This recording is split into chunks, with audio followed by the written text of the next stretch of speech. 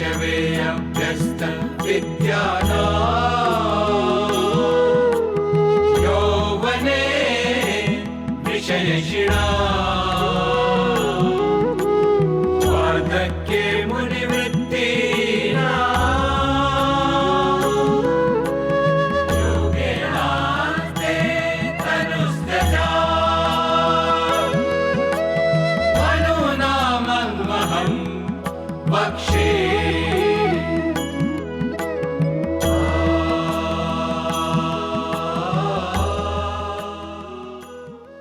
I shall describe the lineage of those emperors who studied the scriptures during their childhood, enjoyed earthly pleasure during their youth, lived as ascetics during their old age, and in the end discarded their bodies through yoga. Dear audience, the modern man knows the technique of living, the science of life. But the ancient man used to know the art of life. That is why he divided life into 4 stages, which means 4 ashrams. The first stage is student life, second of a householder, the third is the retirement stage, and the fourth is renunciation. The first ashram was for acquiring knowledge and discipline. The second meant enjoying pleasures righteously. In the third ashram, that is in the retired stage, freeing themselves from the attachments of the second ashram, they prepared themselves for the final ashram, that is renunciation or sannyas. Hear, hear, hear! In the battle of Kurukshetra, the son of Pandu Bhim has smashed the thighs of Kuru's son Duryodhan in mace duel. The brave Duryodhan, covered with blood-soaked mire, is breathing his last. In spite of bearing 100 sons who could crush their enemies in a battlefield,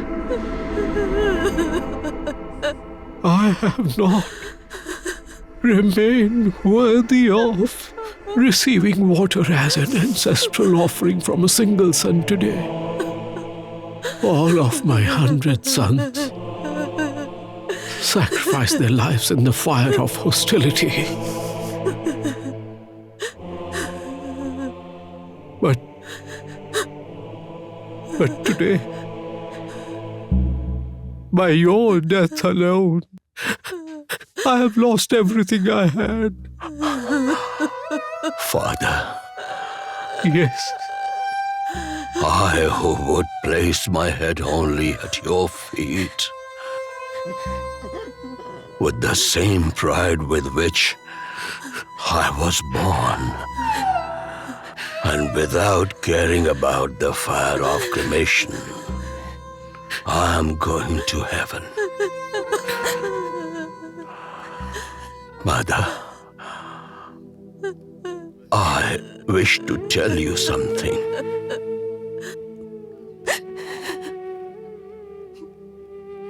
If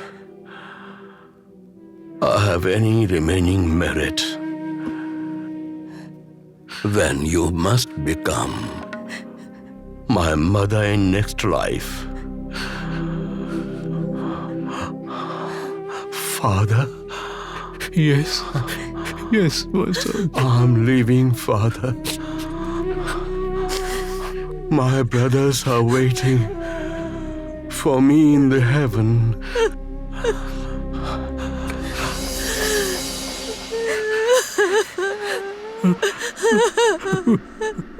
Vidur? King, the war is over now. We should leave for the forest without delay. The memories of my 100 sons killed in the war dwells in every particle here. How can I go to the forest giving it all away to the Pandavas? Are you not fed up with pleasures even after your 100 sons have been killed? What Vidur is saying is right.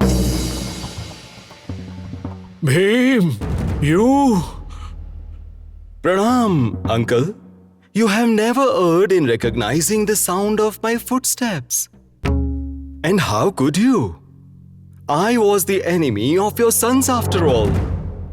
You erred only when one day you mistook an iron idol as Bhim and you crushed it to bits in your strong embrace. You erred because idols do not make sounds. Bhim! Your cruel words are hurting me. Why have you come here at such a time? King Yudhishthir has sent me to find out how you and uncle are doing. Vidur! Vidur!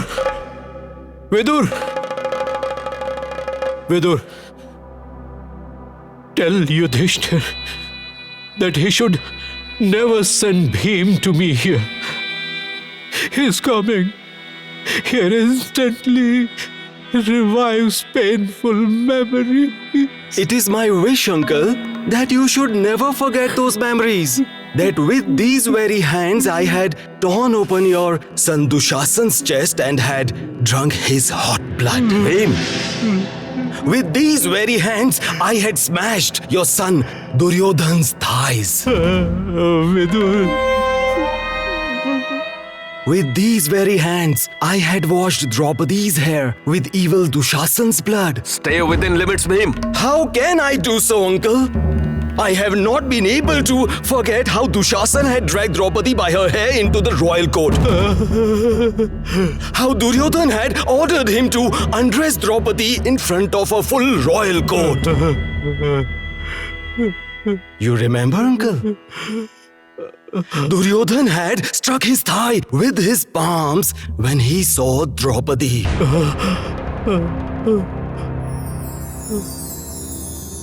I smashed that crooked thigh. Pain. Unbearable pain, Vidur. 15 years passed. But wonder what dream still populated all Dhritarashtra's blind eyes. That despite being humiliated repeatedly by Bhim, Dhritarashtra could not give up his attachment to the palace. Dhritarashtra and Gandhari did not lack comfort. It was only Bhim who could not bear the sight of Dhritarashtra. And despite countless efforts of Yudhishthir to persuade him, Bhim did not miss a chance to say unpleasant things to Dhritarashtra.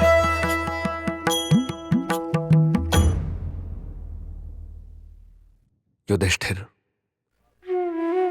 Brother Dhritarashtra, in memory of his 100 sons, and by way of their death rites, wishes to donate cows and gold. So, gold and cows are required. If Uncle Dhritarashtra continues to squander cows and gold this way, the royal treasury will get depleted in the memory of Kauravas. Bhim! And why keep the memories of those evil ones alive anyway? And does what you say not amount to being evil, Bhim? I have no sympathy for the Kauravas, elder brother. Uncle, this is their kingdom. The treasury is theirs too. They can take whatever they wish from the treasury. When Uncle Dhritarashtra seeks permission, I feel he still considers Pandavas as outsiders, Uncle.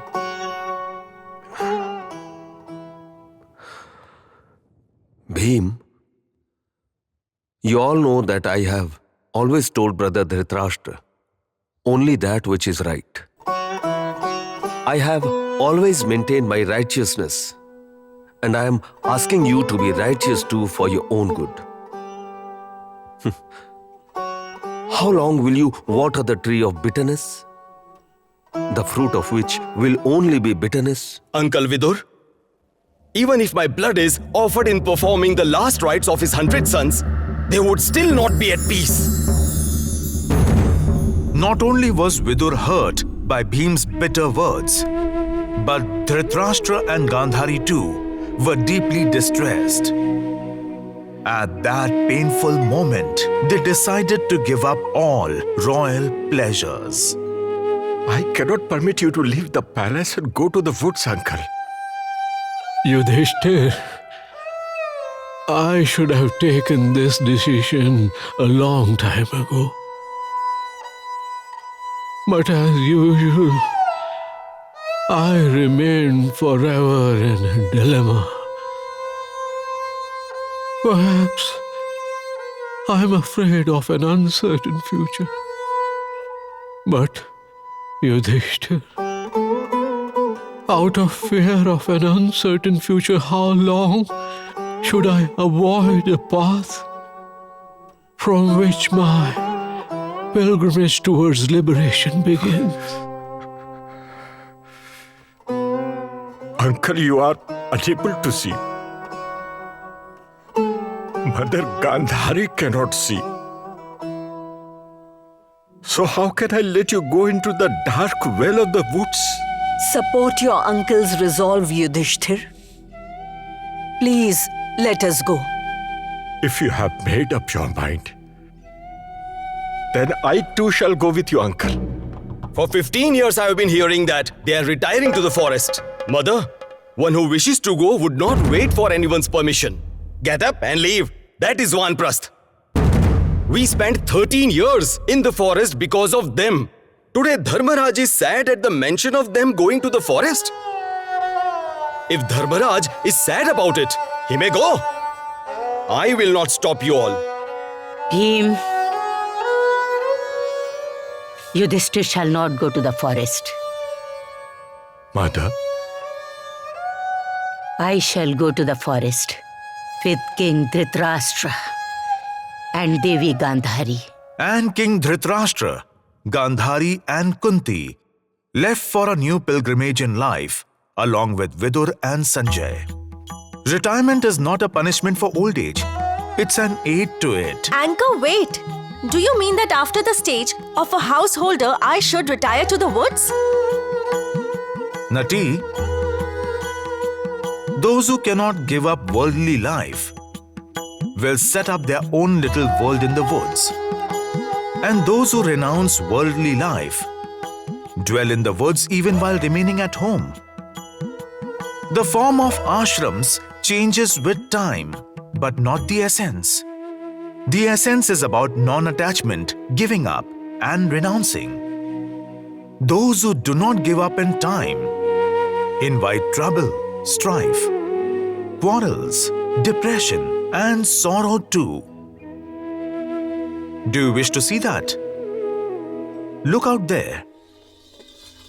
Who is he? He is Tathagat Buddha's disciple and cousin Bhadanta Devdatta.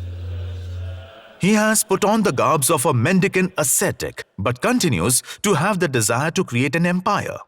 And he's on his way to meet Lord Buddha's disciple and friend, Magad's King Bimbisara's son Ajatashatru, who wishes to usurp his father's great empire. A conspiracy to gain power is going on. Ajatashatru. As long as two old men called Bimbisara and Buddha are alive, neither can you gain the empire of Magad, nor I the empire of Buddha. Both are becoming frail, but are still alive. And what pleasure is there in gaining their kingdoms? When we grow old, so quickly do whatever you must. These old men are unlikely to die soon. One son envies his father's opulence, power, wealth, and authority, and one brother envies his brother's penance, knowledge, renunciation, and holiness. And both are conspiring against a great emperor and the magnanimous Buddha. But what is this? Ajatashatru, who was conspiring against his father, has been caught.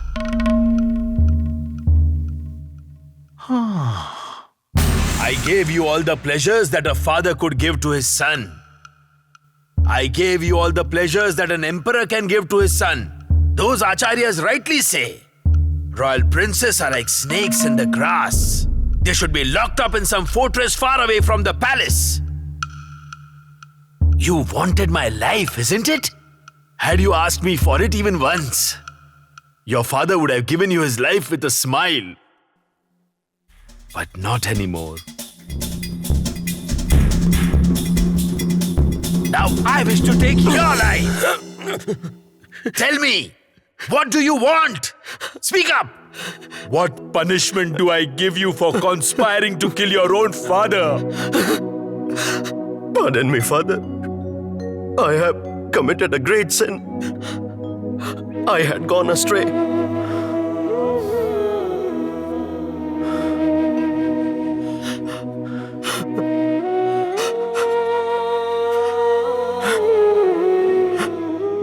Tell me, how can I kill you with my own hands?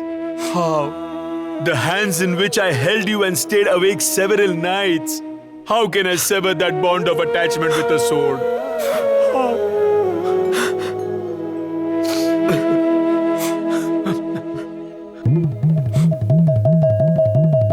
The bond of attachment that Bimbisara could not sever was severed by Ajatashatru. As soon as he got another chance, he arrested his father and imprisoned him. He was kind, so he did not kill his father.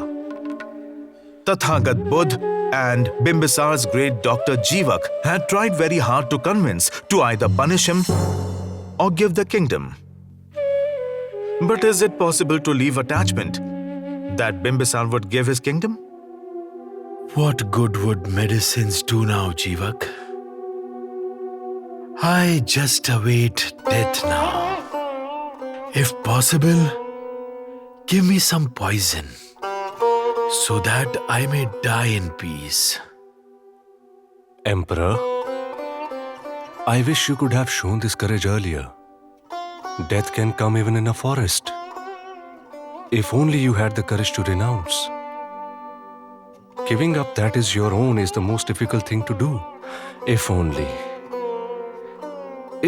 one could understand the true importance of ashram system. Congratulations, Emperor! You have become a father. The Empress has given birth to a son.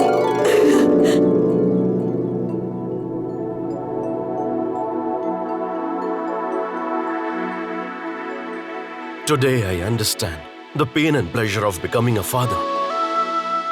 I have understood the excitement and worry of being a father. Must not my father have awaited my arrival every moment too? Listen, God! Release my father from prison immediately. Now I know how a father feels. Glory to the Emperor. I bring sad news. Emperor Bimbisara is no more.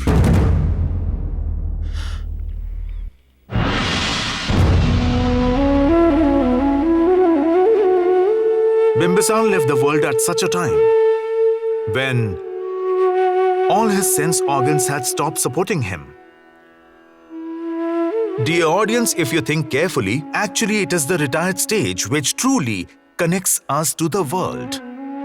Someone entrenched in married life, when does he come out of me and my family? This world too is his family. Retirement alone gives him a chance to think this way. Atmodharaya jagat hitaya cha.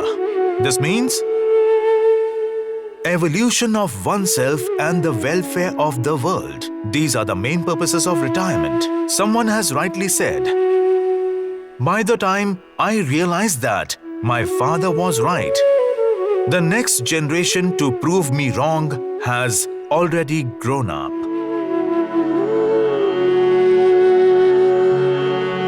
प्रथमेनार्जिता विद्या द्वितीयेनार्जितं धनं तृतीयेनार्जिता कीर्तिः चतुर्थे किं करिष्यति. Those who did not acquire knowledge during the first ashram Brahmacharya, did not acquire wealth during second ashram Grihastha, did not acquire dignity and devotion during the third ashram Vanaprastha, what would they be able to do in the fourth ashram Sannyas?